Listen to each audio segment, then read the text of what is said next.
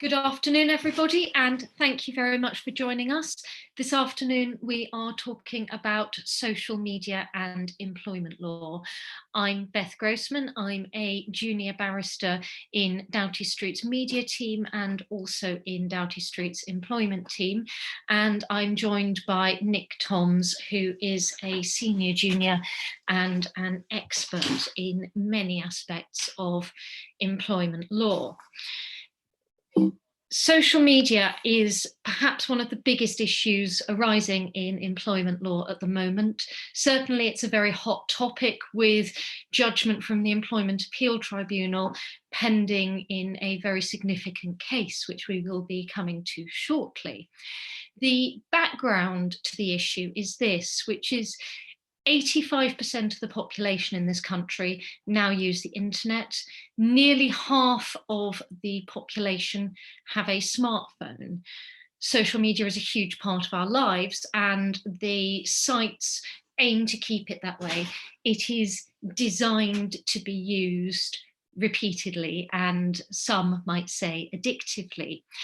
Inevitably, therefore, people are going to find themselves using social media at work, or in circumstances where the line between work and home is blurred, particularly in the current world of lockdown, where so many of us are working after hours or using work devices for personal work as well. Inevitably, it's become a huge issue in the workplace and in employment law. And indeed, it is only likely to rise as an issue in the workplace and in employment law as we see so many more of our interactions moving online. The different platforms present different issues. In our experience, the real issue with LinkedIn, for example, is ownership of contact information. If you work as a recruiter and you've built up a bank of some 2,000 or 3,000 connections in association with that work, what happens when you leave your employer and want to take those connections with you? Well, it's your account, so are you allowed to, or might that be the subject of, for example, a restrictive covenant? With Twitter, we see political debates and very often publication to the world at large. Twitter invites short form publication, and it's fairly well known now that nuance tends to be completely lost when some of those debates become particularly heated. Facebook tends to involve individuals making publication to smaller groups of those they know or are friends of friends or are in groups of them. Very often they share a greater degree of private information, whether that is photographs, information about where they're going on holiday, information about their family lives, their personal views on their employer, which can sometimes be an issue, especially if they happen to be friends with other employees, and so on. With WhatsApp, a feature we've seen particularly in lockdown is the growing use of professional WhatsApp groups or work-related WhatsApp groups, where employees are communicating with each other throughout the day and sometimes after hours as well. This very often what they want to do is not talk about the professional issues, but in effect replace the water cooler conversation that is now lacking in remote working. This presents perhaps huge issues in terms of the potential for harassment, also issues around disclosure in the event of any litigation arising, and so on. From the employer's perspective, the principal concerns are protecting their brands and their professional reputations, and also avoiding civil liability. I will come to that later when I talk about the Equality Act from an employer's perspective, the Protection from Harassment Act, and other forms of civil litigation. From the perspective of an employee whose employer seeks to control their use of social media, there is a very significant potential for infringement of their rights to freedom of expression or to freedom of belief, or even freedom of association, depending on the network and the purposes for which it is used. They might also say they have rights regarding discrimination, particularly rights under Section 10 of the Equality Act for expressing their beliefs. Conversely, from the other side, employees who find what their co-workers have said to be offensive or upsetting would say that they too have those rights to protection from discrimination and harassment. And largely, of course, any dismissal of an employee engages their rights under unfair dismissal. So moving now to Nick, who will talk about conduct issues as arising in the workplace and the potential for discrimination.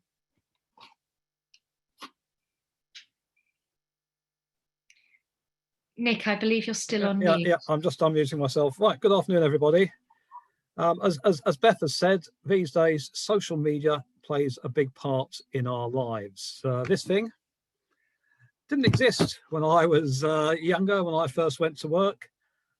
People used to talk to each other. These days, if you go to the pub after work, you'll as likely see, that's of course when they reopen next week, you'll as likely see everyone sat round in a circle, all busy tapping away on their phones. And of course, that may well stretch into what they're doing at work as well. It's perhaps, a nice wet afternoon like today, getting a bit bored with what they're doing at work. So why not have a quick look at the phone? These things are highly addictive. They're designed to addict you and to keep you going back and back and back. So of course, looking at conduct, the issue really, the heart of quite a lot of knotty problems legally now, which we'll explore, is where do you draw the line between an employee's entitlement to the private life, their ability to express themselves. Of course, it didn't really used to matter. If you were just ranting away in the public bar down at your local pub, then unless anybody was actually sat there listening to you, no one else would know. These days, of course, you can fire away on Twitter, Facebook, etc., and hundreds, if not thousands of people will see what you are saying. And between that and, of course, conduct, which is of legitimate concern to an employer, justifying disciplinary action and dismissal. Things like cyberbullying, malicious or offensive posts, damaging employers' reputations by staff posting stuff online, other issues such as the impact on colleagues in the workplace. One of the factors of electronic communications and social media is that many people just don't really think that actually there is a real person potentially sat on the other end of the message or WhatsApp group posts which they put up, who may well be deeply upset and offended by what is said in relation to them or about them. And of course, simply employers may be concerned about wasting work time if people are busy posting away on their phones. We'll move on, Beth, to the next one.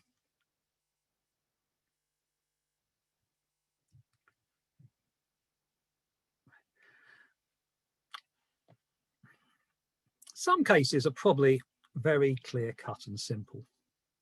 If I post on a WhatsApp group racist abuse about one of my colleagues, and they complain about that in relation to something at work, it's quite likely I'm going to be in quite serious trouble. How will then tribunals approach it? I think they'll probably approach it like that. Firstly, straightforward cases are going to get a straightforward answer. And ACAS, in fact, says, as you can see there, that misconduct issues relating to social media use should be treated in the same way as any other type of misconduct. The difficulty might be trying to know where to draw the line. And you've got various cases which have cropped up where the employment tribunals, you can tentatively say, the following propositions: that if a too harsh approach, for example, where the comments have no impact on clients and are relatively mild, dismissing someone in those circumstances is likely to, certainly looking at that case, that was found to be outside the band of reasonableness. Similarly, the Young and Argos case, where someone liked an ex-colleague's comment that the manager was about as much use as a chocolate drop, that the Employment Tribunal again found that was outside the band of reasonableness, that dismissal. As they said, that was little more than office gossip. However, on the other hand, you can see that highly offensive comments such as in Taggart and Teletech Limited, damaging, disparaging comments about someone's sex life on Facebook, dismissing for those circumstances, not surprisingly, was found to be a fair dismissal, given the comments were perceived to be both vulgar and also the offending Mr. Taggart refused to take them down despite being asked to do so. So not surprisingly, in many ways, that was found to be a fair dismissal. Do you want to move on, Beth? Of course, other issues conduct-wise, employees need to be quite careful about what they post about themselves. There's, as we know, various social media platforms. Instagram, people often post photographs of themselves on Instagram or indeed on Facebook, doing certain things. Ms. Gill posted her picture of herself on London Fashion Week, attending one of the shows when she was off sick, supposedly, as far as her employer was concerned. That dismissal was found by the Employment Tribunal to be fair. So these are the sort of issues that can arise.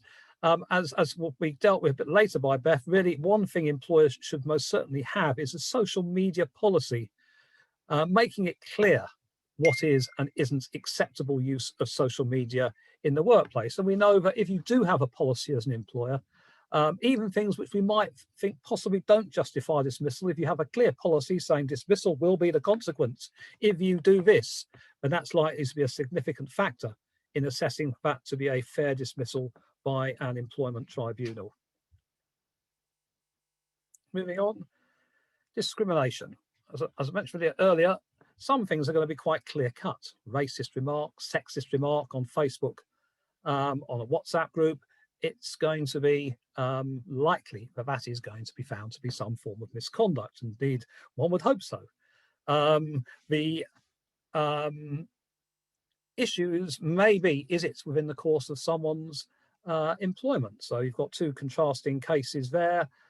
Forbes and London Heathrow Airport Limited, racially offensive image posted on the Facebook page in their own time, no mention of colleagues of the workplace, not in the course of employment.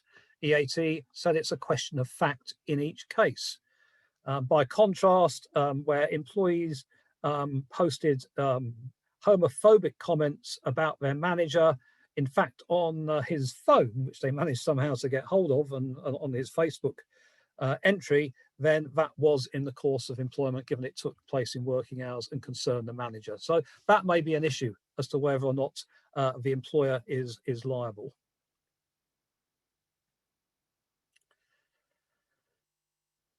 Difficult issues may arise when people are not, straightforward racist or sexist comment is straightforward.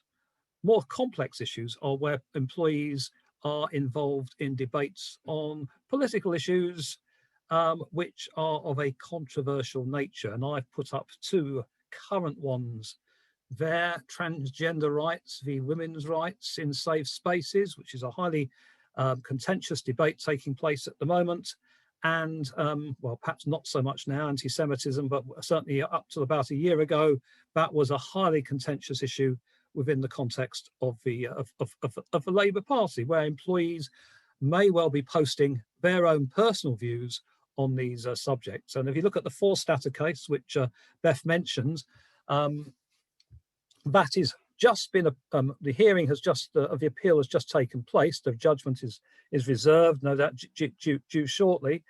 That didn't really grapple with in terms of its social media use, but it really the starting point in terms of some of the difficulties in these areas was what that case dealt with, and that dealt with looking at the issue of a claimant who held a view that basically sex is immutable. And but whatever your stated identity or the person's stated identity, their birth sex is their sex. And the question which the Employment Tribunal, Employment Judge Taylor, who was sitting in central London, had to determine was whether that was a protected philosophical belief within the context of Section 10 of the Equality Act. Employment Judge Taylor decided it was not. Somewhat controversially, he said it wasn't a belief because of its absolutist nature, and its therefore denial of the rights of a transgender person's ability to identify as they wish was not worthy of respect in a democratic society. That decision is currently under appeal. Certainly based on that decision, then certainly if that is upheld, then certainly expressing such views could undoubtedly therefore amount to harassment if it's not protected in a workplace potentially. But obviously one of the questions, the question for the Employment Appeal Tribunal was that rightly decided at all?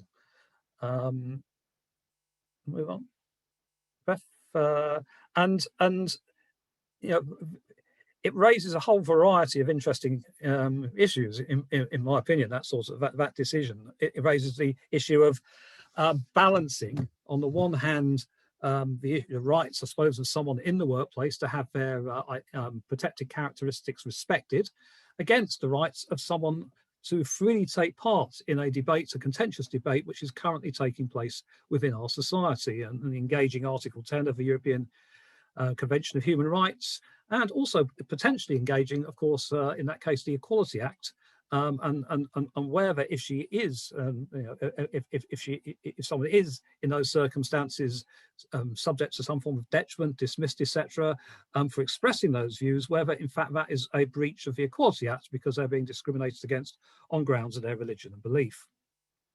Freedom of expression, of course, does not just mean expressing yourself in a way that conforms to mainstream thinking.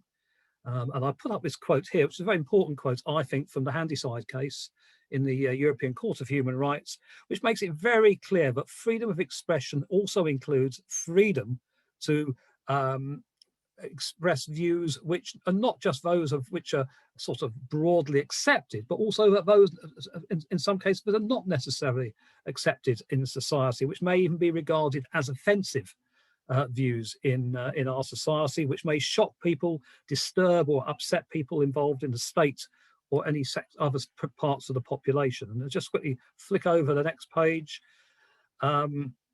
Lord Justice Sedley expressed a very similar view. Free speech includes not only the offensive, but the irritating, the contentious, the eccentric, the heretical, the unwelcome and provocative. Freedom is only to speak inoffensively is not worth having. So those are important factors to consider in these sorts of areas, which tribunals are going to have to grapple with. Of course, they're not limitless freedoms. They're freedoms which are constrained, firstly, by Article 10.2, the second part of the limb in Article 10, which it takes into account the rights, etc., of others, and also Article 17, which it basically relates to the abuse of rights under the Convention by totalitarian groups, because, of course, the whole reason for the European Convention on Human Rights initially was to try and prevent the development of a new fascist organisation as existed pre-1945 in Nazi Germany. The limitations do seem in relation to political speech to be quite limited indeed, and really are focusing on hate speech, in terms of where particularly Article 17 may apply. Do you want to move on, Beth? Of course, these are difficult questions in a forum. The fact that someone is expressing a protected belief may nevertheless, possibly in the way in which they express it in their workplace, amounts to a form of harassment, even though the belief itself is a legitimate protected belief. Well, legitimate is probably the wrong use of the word there, but certainly a protected belief. And you can see why that might be. It may well be, for example, what is the impact? How's the belief been expressed in the workplace? Has the person not just got the belief and expressed it, but rammed it down someone's throat who maybe doesn't necessarily want to take part in the debate or discussion on that belief? Exactly what and where and how is that belief being expressed? Is the person's social media settings more private or are they public? What is the nature of the role? Are they, for example, someone who has a prominent role in human resources, who's dealing with people of all types, with all the different various protected characteristics in a workplace, and needs to be sensitive about their needs. And it's not appropriate perhaps for someone to be publicly campaigning away in a way which could offend employees for whom they are responsible. That may be an issue. And of course, the extent to which the views can be said to amount at all to be a religion or belief may also be an issue which has a tribunal and indeed employers who are going to have to grapple with these issues will need to consider.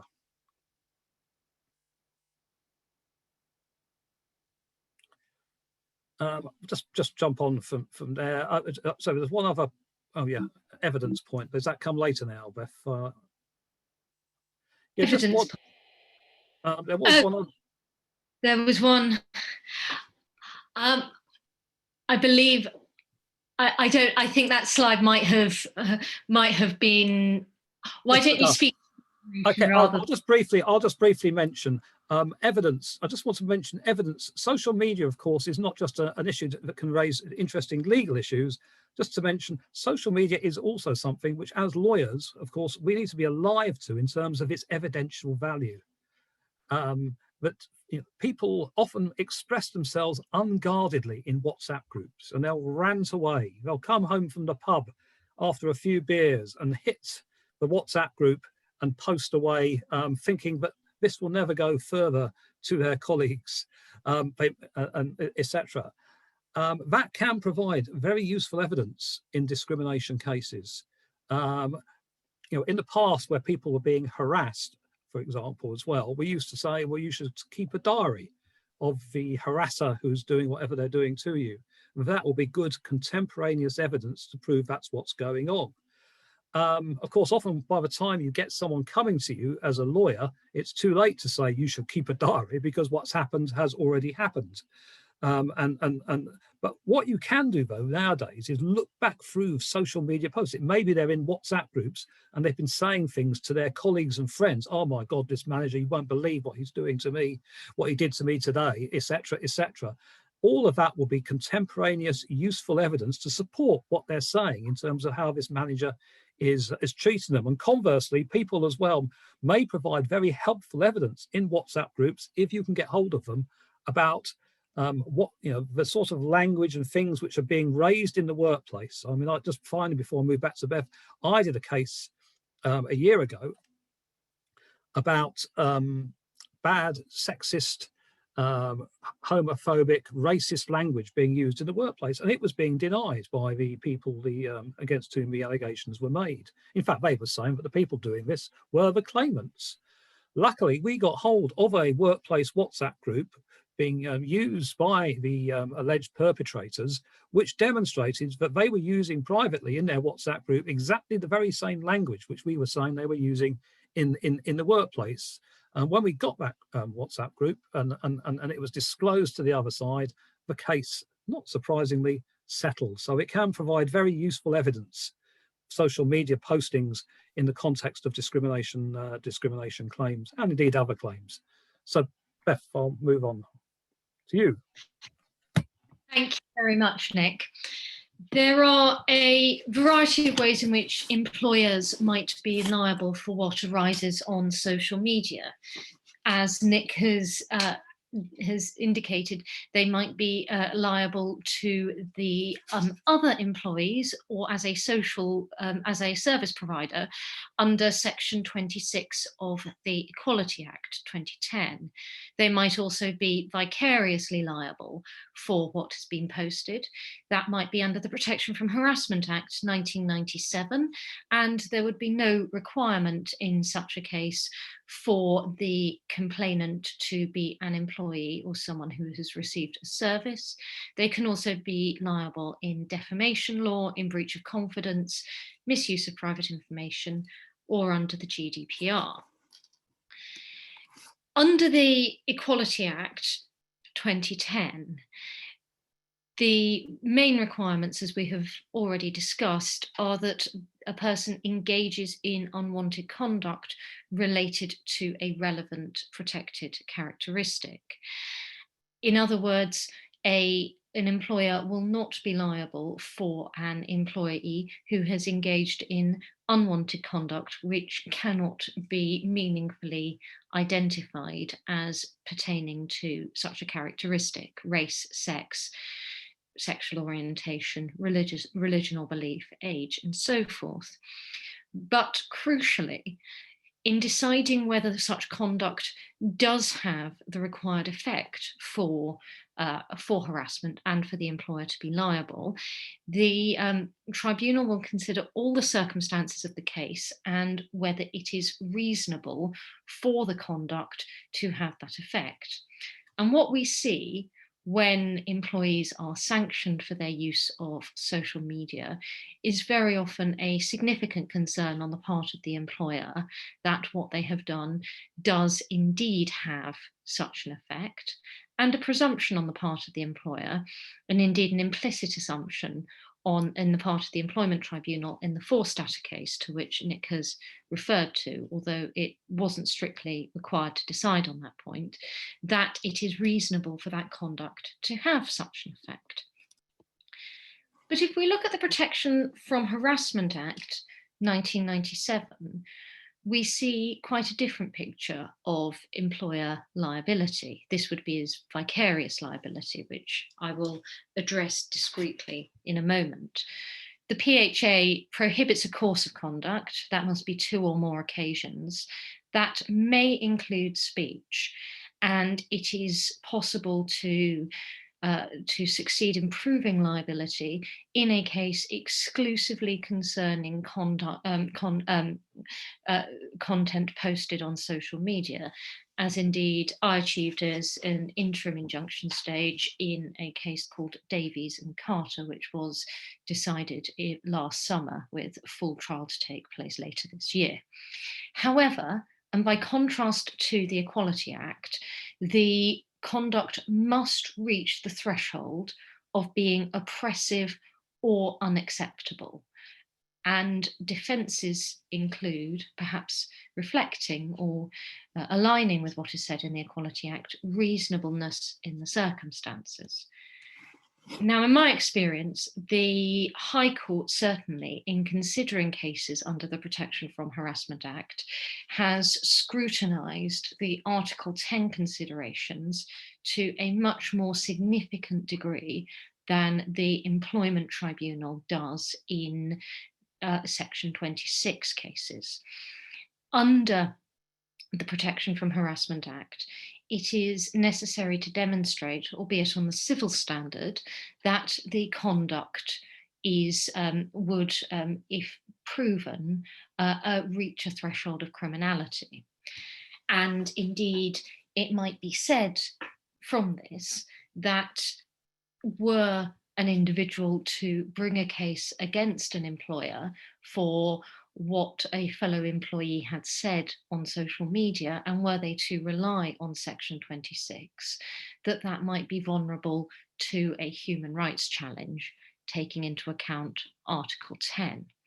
Now, a distinguishing feature of liability under the two acts is that the Equality Act foresees a situation where where there is a nexus between the employer or the service provider and the person making the complaint, that nexus being either the context of employment itself or the context of service provision.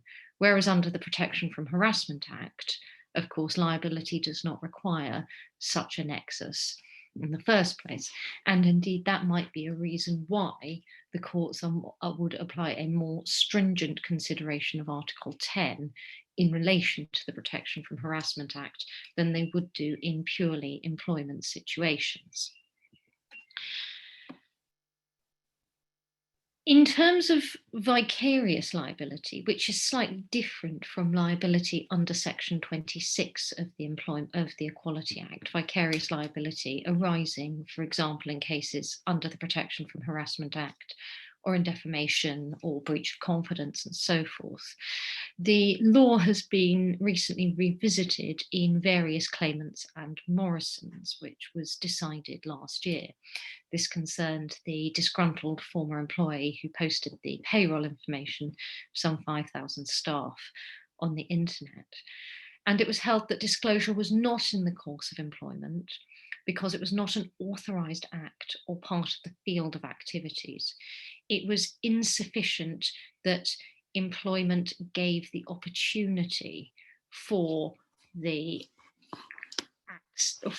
breach in question. There had to be a stronger causal connection. The motive was material, the wrongdoer acting for his own purposes, being vengeance on the employer. In the context of defamation, an alternative route to vicarious liability is that of agency, if, for example, employment status can't be satisfied, or alternatively ratification of what has been said by the relevant party. And indeed, this might well be something which is used in non-defamation contexts. If, for example, a disgruntled employee posts offending information on an employer's website and the employer, or on an employer's social media account, and the employer fails to take sufficient steps to remove and distance themselves from that information. All of this goes to the importance of having a social media policy. It is vital for setting at the expectations of staff on both sides of the equation, both those staff who would seek to use social media to post information which may be problematic, and staff which would seek to have those employees sanctioned as a consequence of doing so. It provides protection from complaints from employees and from both parties. And it provides, of course, a justification, if required, for monitoring what an employee is posting. And as we have seen in the employment context, the presence of a social media policy may well be decisive in determining whether a dismissal is fair or not. For example, in game retail and laws, the existence of a policy was found to be likely to be determinative as to whether a dismissal fell within the range of reasonable responses. In Gutfreund, Walmsley and Big Lottery Fund, the Employment Tribunal found that treatment did not amount to discrimination because the policy indicated that any employee who had posted this type of information would have been treated the same way. So what should a social media policy cover? First of all, it should cover in as clear a set of terms as possible, whilst not being too prescriptive, what is definitely prohibited under the policy. It should also try to identify what may be prohibited, depending on the context in which it is posted. It should set out the considerations which employees should exercise in posting or not posting on social media, the likely sanctions for doing so, and the company's attitude towards disclaimers. If a company is going to take the view that a disclaimer will not be sufficient to protect them from damage or from liability, reputational damage that is, or from liability, then it should try to say so in the policy. Indeed, a disclaimer alone may well not be sufficient in circumstances where it is abundantly obvious from what the employee is posting as to their connection to their employer. If every single post relates to their professional engagements, tags in their employer, is seen to promote their employment, is seen to promote their employer's business, is heavily connected with their employer, there is a disclaimer, and then there are some posts which very much do not do that, an employee may well take the view that that disclaimer alone is not sufficient.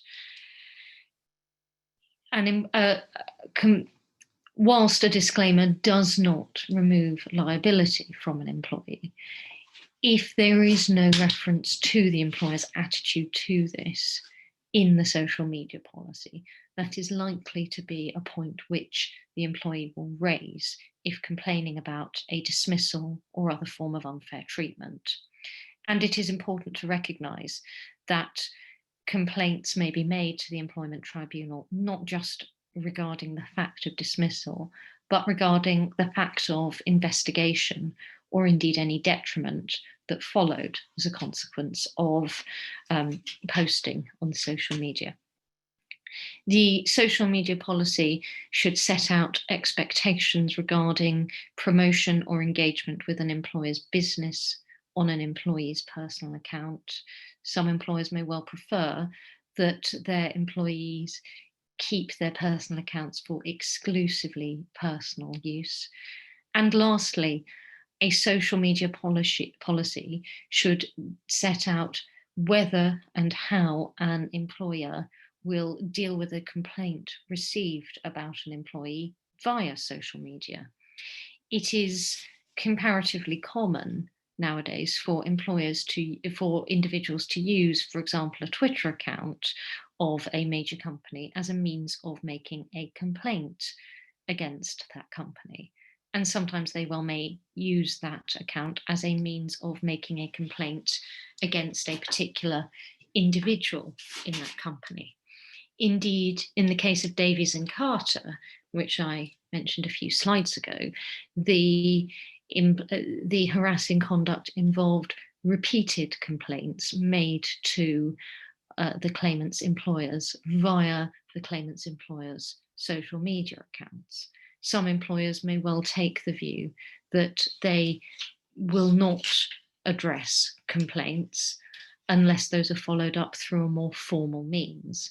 And indeed, there is a prospect that any employer relying too heavily on complaints purely received via social media, where they are unable to establish the provenance of the complainer, will open themselves up to further allegations of discrimination or unfair treatment by any employee who is the subject of the complaint.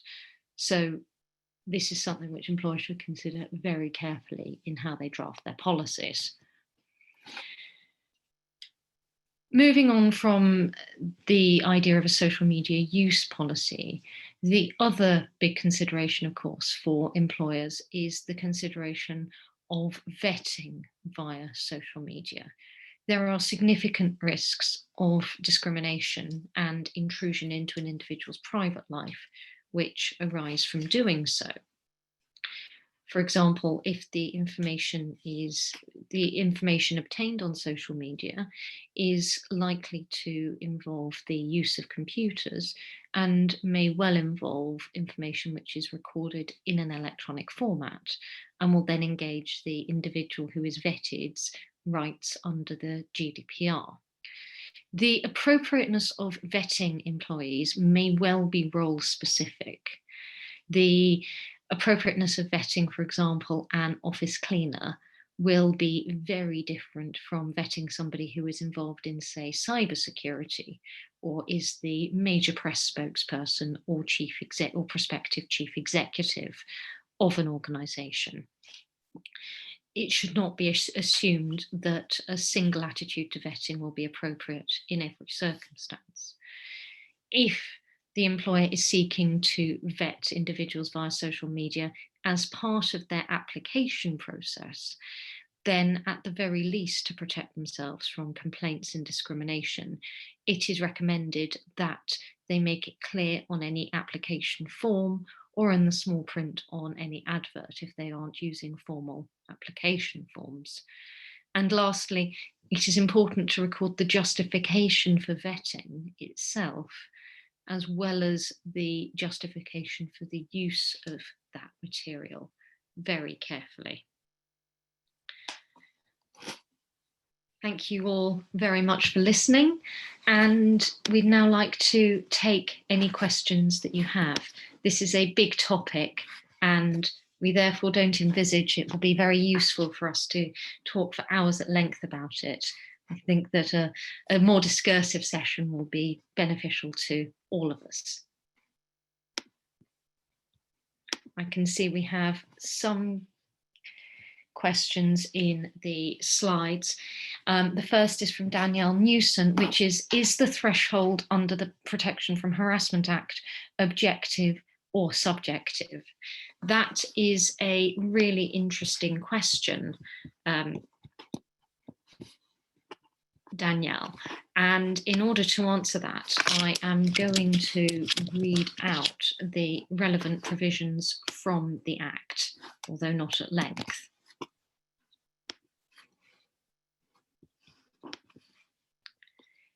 The conduct is, under Section 1, conduct which amounts to harassment of another and which the person knows or, importantly, ought to know causes them alarm or distress. In order to in fact achieve that threshold, it is necessary to prove that alarm and distress have been caused, although the courts will consider whether it was reasonable in the circumstance to do so. And the courts will consider whether the individual should have a greater degree of resilience or exercise self-help, for example, block or mute the relevant account before doing so. And Mr. Justice Nicklin discussed this at length in a case called Hayden and Dickinson. Moreover, it must reach a threshold where objectively the conduct can be considered to be oppressive or unreasonable to the criminal standard. So the threshold is objective, but if the individual has not been caused alarm or distress, however apparently alarming or distressing it is, then that would be a factor which the courts would take very much into account. Does anybody have any further questions?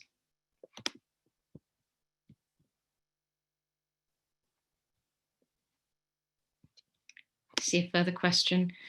Do private employers have to worry about human rights? I'll begin on that and then I'll hand over to Nick. The answer, in my view, is yes, and this is for a couple of reasons. The first is that there is an engagement between the Equality Act and the European Convention on Human Rights through Section 10, which prohibits discrimination on grounds of religion or philosophical belief. And the second is because the courts and the employment tribunals themselves have to give effect to the European Convention under Section 6 of the Human Rights Act 1998.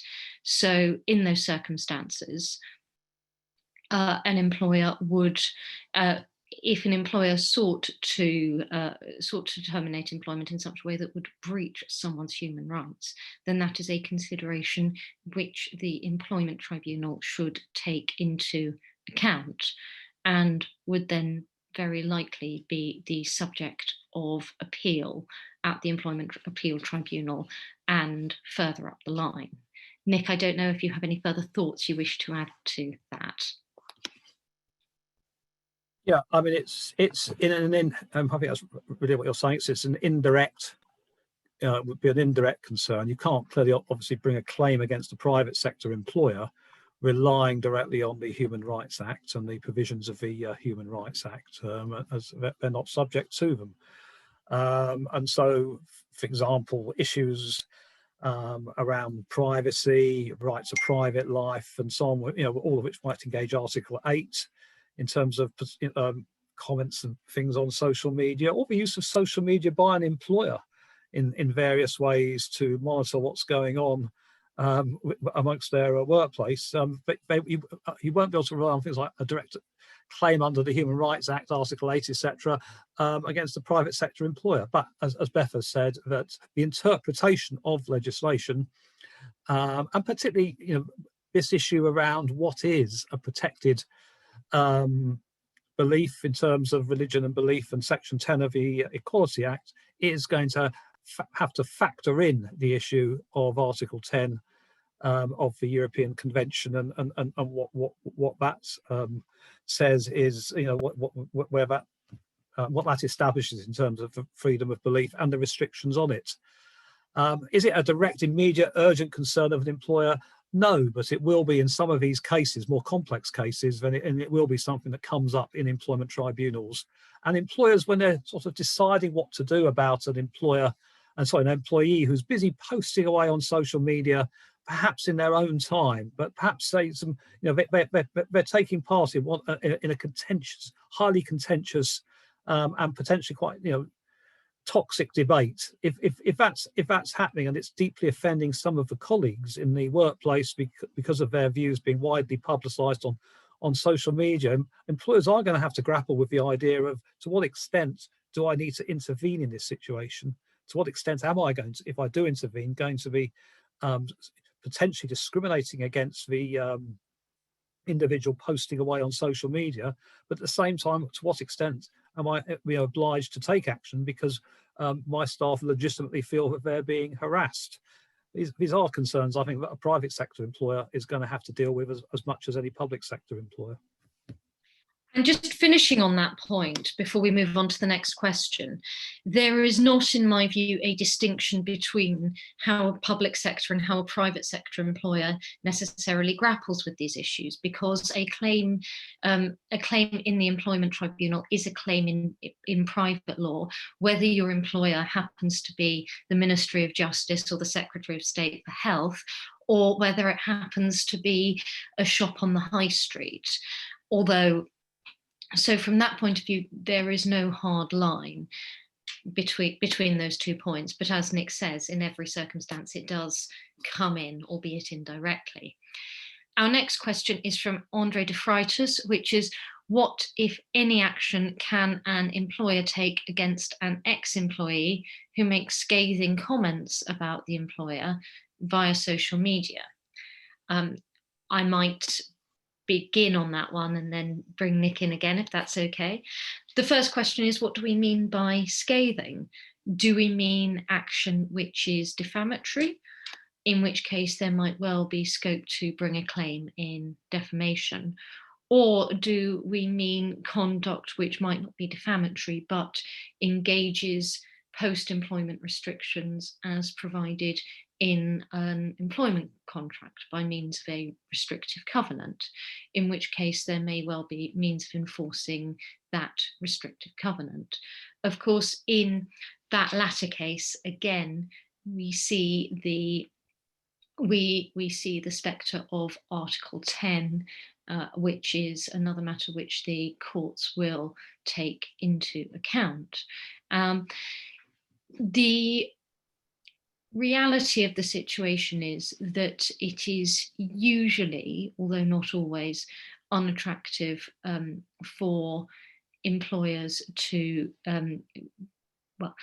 very often what employers wish to do in these circumstances is exercise some degree of sanction by, for example, refusing to provide a reference or refusing to assist the employee further in the future. That should be considered very carefully before the employer does it, although of course that's another route forward. It is a difficult situation. Usually, if the employee is merely posting effectively whinges about their employment, the most effective course of action is to distance oneself from it as graciously as possible. If the ex-employee starts to turn on individual employees of the business, there might well be prospects of, for example, obtaining an injunction under the PHA if it was sufficiently serious, or so forth. But inevitably, because the relationship has by that point ended, unless it were to meet the threshold for defamation or harassment, it would be very difficult for the employer to, or indeed breach of restrictive covenant, it would be very difficult for the employer to take action against that ex-employee. Nick, do you have any further thoughts on that? The only thing I would say, employers, I think, will need to think about things carefully from a pragmatic point of view, I think, because there's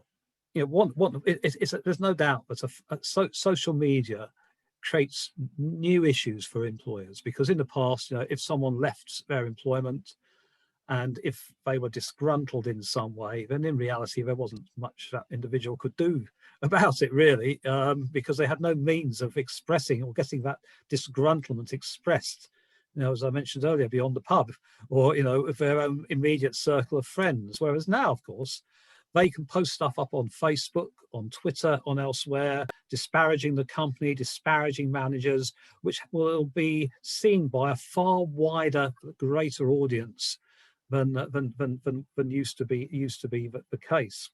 But I would say to any employer, the first thing to consider is this really doing you any harm? Does anyone care what this person is saying about your company? Are they just simply going to be seen as a disgruntled employee? And if that's the case, then just ignore them. Is probably the best advice you can give, and no doubt in due course they will go away. If what they're saying and doing is causing alarm and distress to your staff, then there may be issues around the Protection of Harassment Act and that sort of thing, which may be possible to consider for an injunction. Defamation, well, what the problem of defamation is, the actions are extremely expensive. To take action against an individual employee who probably hasn't got any money, of course, may well not really achieve a great deal. And I would say probably very much, you'd have to be really, it'd have to be quite seriously damaging to the company, what they're saying, what they're posting about it, before I would advise anyone to sort of start thinking about going down those sort of routes. Does anybody have any further questions or any thoughts they'd like to add?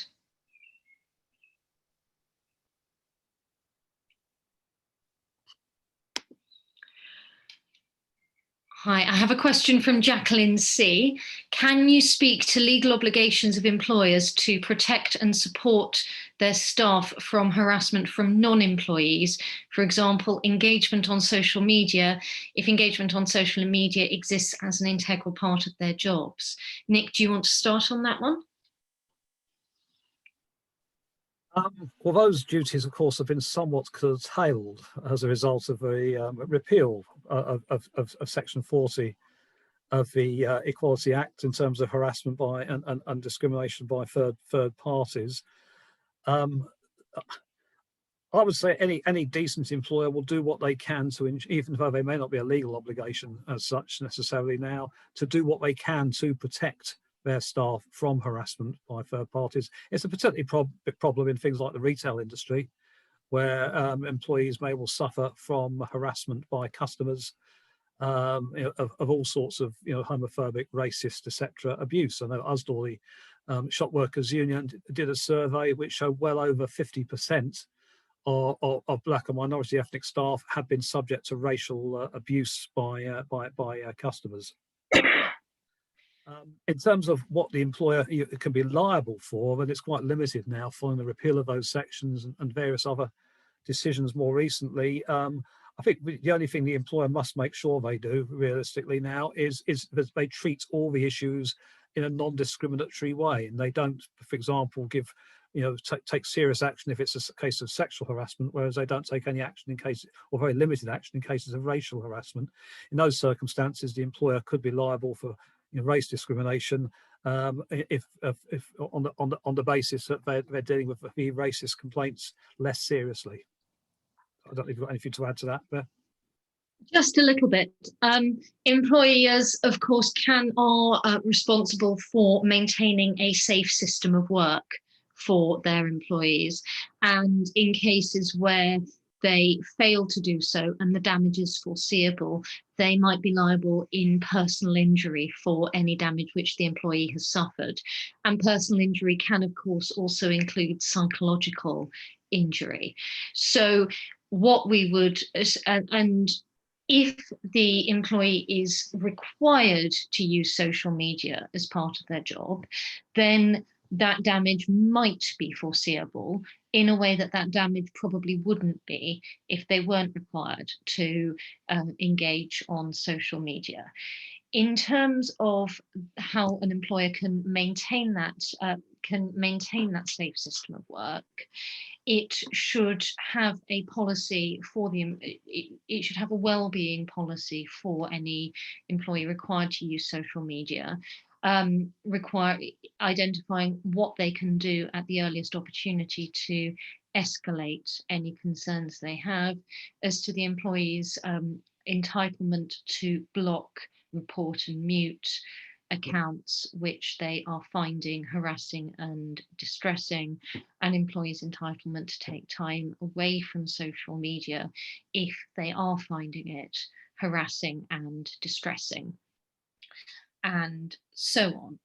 And an employer might well consider that in exercise of that duty, it has an obligation to, for example, fund, for an obligation, for example, to make complaints to the platform itself, or to assist the employee in going to the police, or in assisting the employee to pursue civil action themselves.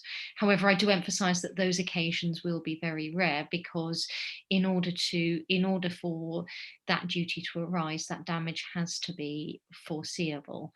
So that will be, and so it will only be in those cases where engagement is an integral component and where harassment is not just a one-off encounter but likely. A more common scenario, I think, than harassment is perhaps cases where employees who are expected to use social media as part of their jobs suffer stress because they find it difficult to switch off. For example, WhatsApp groups of employees which are just as busy on a Saturday afternoon as they are on a Tuesday morning. And I think it is important for employers to consider in any social media policy emphasising the entitlement of an employee not to be part of such a group, and particularly their entitlement not to take part and to mute such accounts out of work hours. Any other questions?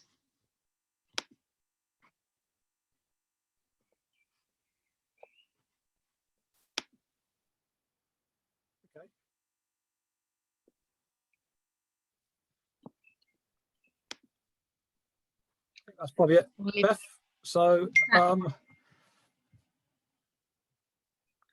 don't think there's any more questions. So should we just say thank you to everyone for attending and taking part? And perhaps just to announce as well that we are planning a further webinar, myself and Beth, in the next not too distant future, on the issue of fire and rehire and whether there are any legal remedies available or any means of challenging what is becoming an increasing feature in the British UK workplace. And so if you're interested in that, keep your eyes open on the Doughty Street, or no doubt we'll let you know. Thank you all very much. And if you have any more questions, please don't hesitate to get in touch.